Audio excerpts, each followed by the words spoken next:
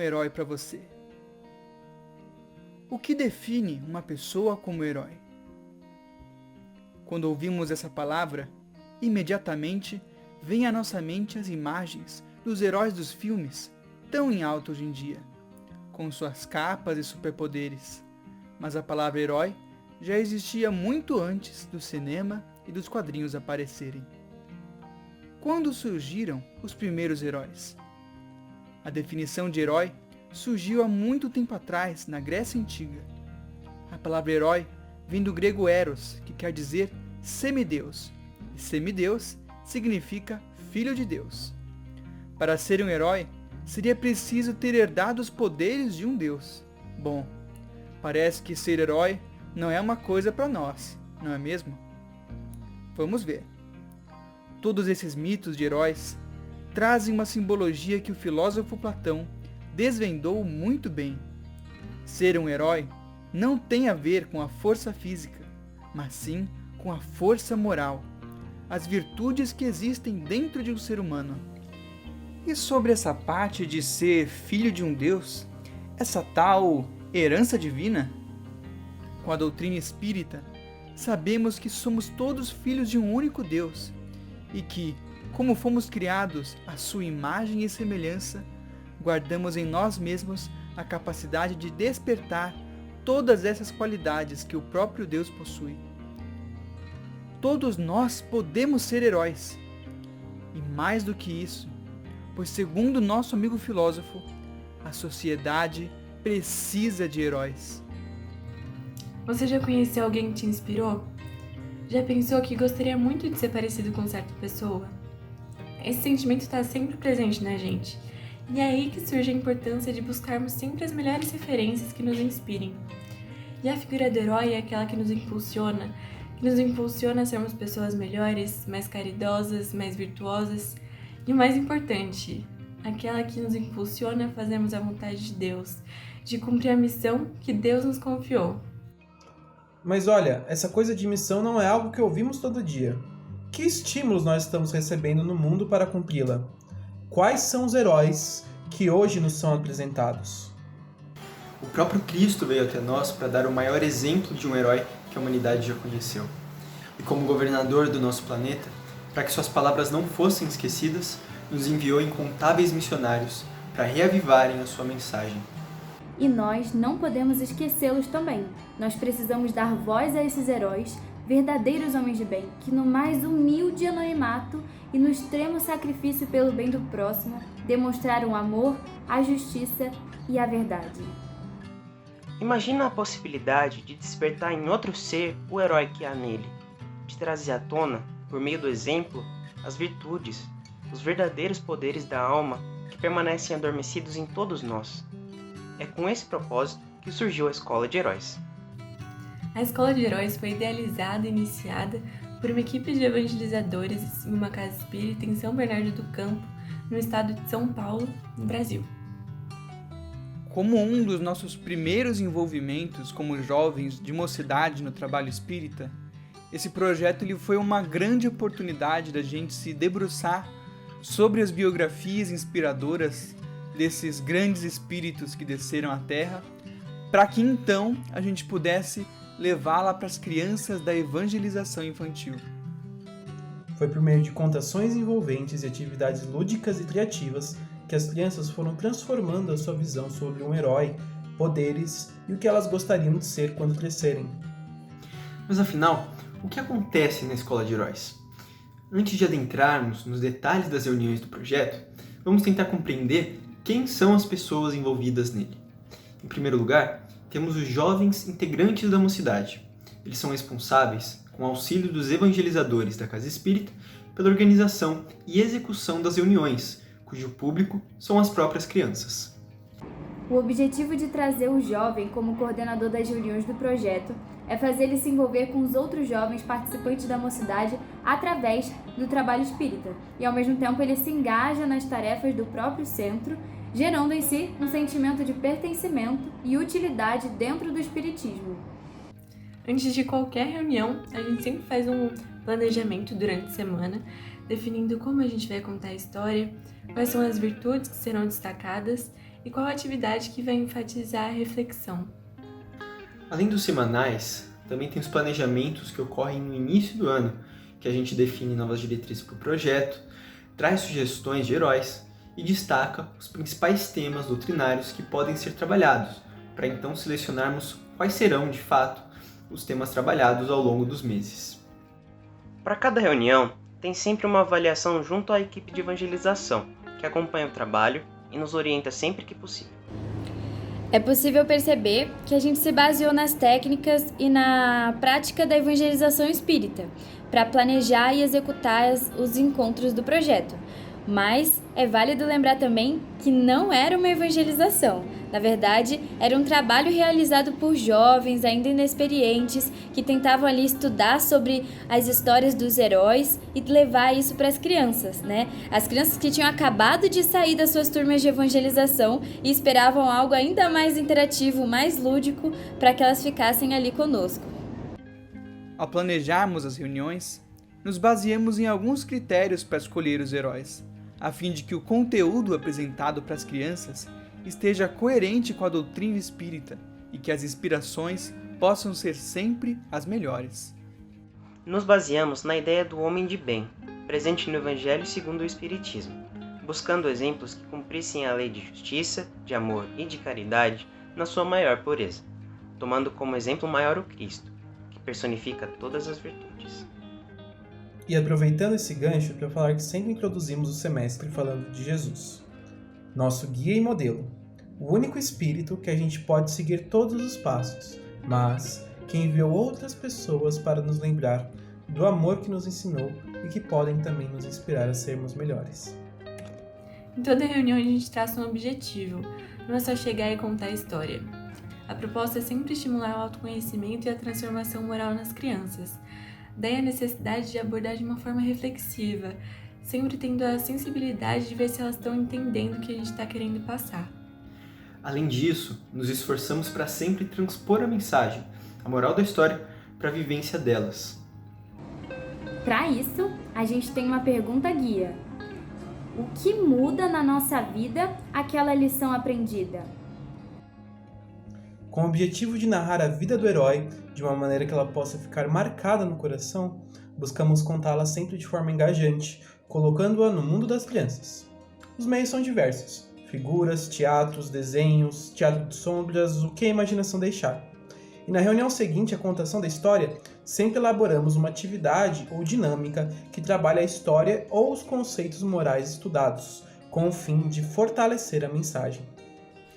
Foi assim que, por exemplo, fizemos um passeio no Jardim do Centro Espírita, valorizando a natureza e as coisas simples, assim como aprendemos com a história de Francisco de Assis.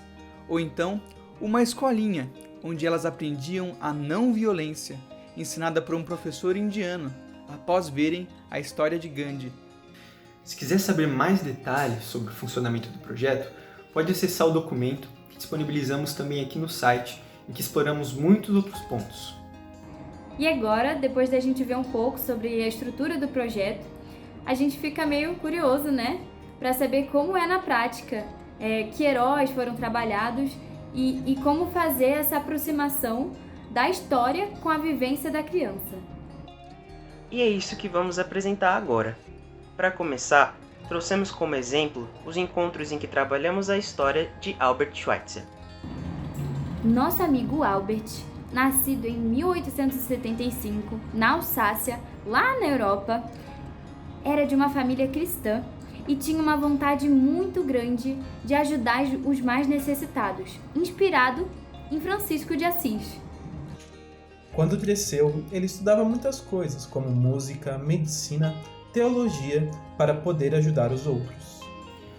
Até que um dia, ele decidiu, junto com a sua esposa, ir para o Gabão, um país muito longe, fica lá na África, para ser médico lá e curar os doentes. Avisou a família, os amigos, mas ninguém aprovou muito essa ideia. Falaram que ele estava, ficando maluco. E ele ficou um pouco triste, sim, mas não desistiu de atender esse chamado. Então, lá se foram eles, foram de navio. Chegando lá, eles foram muito bem recebidos. Eles ficaram espantados porque não tinha nenhum hospital para curar as pessoas. Mas tudo bem, porque no meio daquela floresta mesmo eles fizeram os tratamentos e até as cirurgias. Os pacientes e as famílias ficaram tão gratos e contentes que decidiram construir um hospital para que Albert e sua esposa, Helene, pudessem atender melhor. Depois de um tempo, começaram algumas guerras lá na Europa, e a França havia mandado prender todos os alemães que estavam em Gabão, pois falaram que agora Gabão pertenciam aos franceses. Albert e Helene, então, foram presos. Mas ele, mesmo na prisão, não ficava parado. Ele virou médico dentro da prisão e curava todos os prisioneiros. Depois que acabou a guerra, eles foram soltos e Albert e Helene tiveram uma filhinha, que mais tarde iria com eles para Gabão também. Albert teve uma brilhante ideia. Sempre usando da energia criativa e o tempo que Deus lhe deu, começou a tocar músicas clássicas no piano para conseguir o dinheiro e ir para a África. Ele tocava e nem tinha tempo de ensaiar não, mas confiava em Deus para dar tudo certo. Ele tocou em vários países e foi falando da África para todo mundo. E assim, ele conseguiu muito dinheiro e muitos ajudantes. O casal e a filhinha e mais um montão de ajudantes foram novamente para o Gabão e lá continuaram a vida toda cumprindo a sua missão de amor. Esses vídeos e imagens que vimos são da atividade que fizemos com as crianças. Depois de um mês em que a gente trabalhou esse herói, elas encenaram algumas partes da história.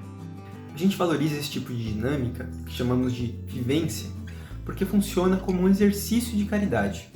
Ao terem que assumir o papel dos heróis, a gente observou que as crianças agiram umas com as outras com muita gentileza durante e após o teatro. Foi um dos encontros mais especiais.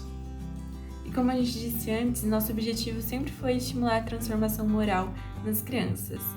Com isso, nossos temas doutrinários dessa reunião para trabalhar com esse herói foram de que a criança pode também ser um herói, a perseverança e fé, a energia criativa, o emprego útil do tempo, sempre pegando passagens da vida do herói que ele usou essa energia para o bem do próximo. E nessa reunião, a gente fez com que elas refletissem em quais situações elas poderiam usar a energia criativa, o tempo, para trabalharem no bem do próximo também. Teve também um personagem muito conhecido entre os espíritas, Santo Agostinho, quem escreveu uma das questões mais importantes do Livro dos Espíritos, a 919, falando da importância do autoconhecimento e sobre como fazê-lo. Com as crianças, fizemos um túnel do autoconhecimento, onde primeiramente elas fingiam ser a criança da história que contamos antes e tinham que responder algumas perguntas no túnel. Quando você acordou, quais foram seus primeiros pensamentos? No seu dia, como você tratou seus amigos, seus irmãos, seus pais? E durante o dia, fez todas as tarefas que tem que fazer? Na escola, em casa, obedecendo os pais, os professores? Será que fiz para alguém algo que eu não gostaria que fizessem comigo? Qual o maior defeito que eu tenho? Tem alguma coisa que eu atendo na evangelização que me ajuda a transformar esse vício em virtude? O que poderia ter feito para mudar isso? Quais foram as consequências do meu erro? Isso indo em concordância com a ideia que é muito mais fácil avaliar o outro do que a si mesmo. E depois disso, elas retornaram ao começo do túnel e, em silêncio, foram respondendo as perguntas, agora avaliando a si próprias. E com esse herói também, a gente aproveitou da história o período em que ele ainda não estava decidido no bem para iniciar a contação para as crianças com a seguinte pergunta: será que uma pessoa que, quando criança, era desobediente, desrespeitava a mãe, não fazia prece, só pensava em se divertir, pode ser herói um dia? E aí com isso a gente trabalhou a ideia da redenção e que temos potências do bem dentro da gente. E tiveram muitos outros heróis encontrados na história da humanidade, como Madre Teresa, Gandhi, Sócrates e Francisco de Assis. Espíritos importantes para a história do cristianismo e do espiritismo, como Moisés, José do Egito, Maria de Nazaré, os discípulos, Paulo de Tarso, Allan Kardec, Chico Xavier e Bezerra de Menezes. E também personagens dos livros espíritas, como Alcione, do livro Renúncia. Bom, e é claro que nem tudo foi só flores, né? a gente vivenciou bastante desafios que persistem até hoje, mas que ao longo do tempo a gente foi encontrando pontos de apoio, aprendendo mais e mais a saber lidar com as dificuldades que aparecem. E como um dos nossos principais desafios, a gente destaca a nossa inexperiência como jovens da mocidade, porque aquele era o nosso primeiro exercício de evangelização. Então, muitas vezes faltava o tom, a didática para lidar com as crianças, para trabalhar com as crianças. Os desafios eram ainda maiores com o fato das crianças terem acabado de sair das reuniões de evangelização, né, onde elas já tiveram as suas aulinhas, já participaram e agora elas já estavam cansadas, né? Então isso fazia com que a escola de heróis tivesse que ser mais ainda atrativa, mais interativa, para que as crianças não ficassem soltas pela casa, né? Pela casa espírita, correndo, mas que elas ficassem lá conosco, prestando atenção, participando, né? E usufruindo daquele tempo que elas ainda estavam no centro para poder refletir um pouco mais, né? Então, com reuniões super lúdicas para a gente conseguir chamar a atenção. Para finalizar, gostaríamos de dizer que o que mais nos incentivou a querer compartilhar esse projeto com os outros jovens foram os resultados positivos. Ao longo desses anos, nós jovens pudemos nos aprimorar, né, nas habilidades e virtudes do trabalho espírita, acho que principalmente dentro da área da evangelização.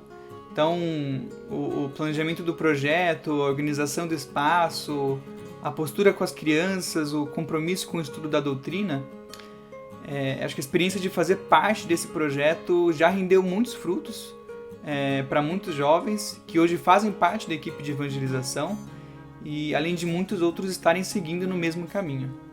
Ainda falando sobre os resultados que se mostraram positivos para nós, podemos estreitar nossos laços como grupo de jovens, já que, além do momento semanal de encontro para o estudo na mocidade, a gente também mantinha contato ao longo da semana para planejar a próxima reunião do projeto, além de compartilharmos o momento e a experiência de evangelizar as crianças. Por fim, também vimos resultados muito positivos com as crianças, que ao relatarem aos pais com entusiasmo as histórias e reflexões aprendidas, elas mostraram guardar muitas das lições que a gente esperasse que as tocassem, e com certeza cultivam agora novos referenciais de heroísmo nos seus corações. Bem, isso foi um pouco do que a gente gostaria de compartilhar com vocês, mas queremos deixar claro que a forma como trabalhamos e as nossas experiências vêm da nossa vivência pessoal, com a estrutura que o nosso centro possuía e a dinâmica da evangelização que lá acontece. E por isso, sabemos que nem tudo o que propomos pode ser reproduzido em qualquer lugar. A gente espera que esse exemplo sirva de inspiração para outros jovens ao redor do mundo que buscam a transformação moral e ajudar o próximo também. Esperamos que esse projeto esteja sempre evoluindo e se aperfeiçoando em outras mãos, e a gente espera dar todo o apoio que a gente puder. E lembrando que tudo que a gente falou aqui e outros detalhes também estão no documento que acompanha esse vídeo, onde nos aprofundamos em como planejamos e como realizamos as reuniões junto com as crianças, tá bom? Enfim, agradecemos pela chance de contribuir com o projeto Sembradores de Luz, que com certeza pode ser uma iniciativa transformadora para a doutrina espírita no mundo.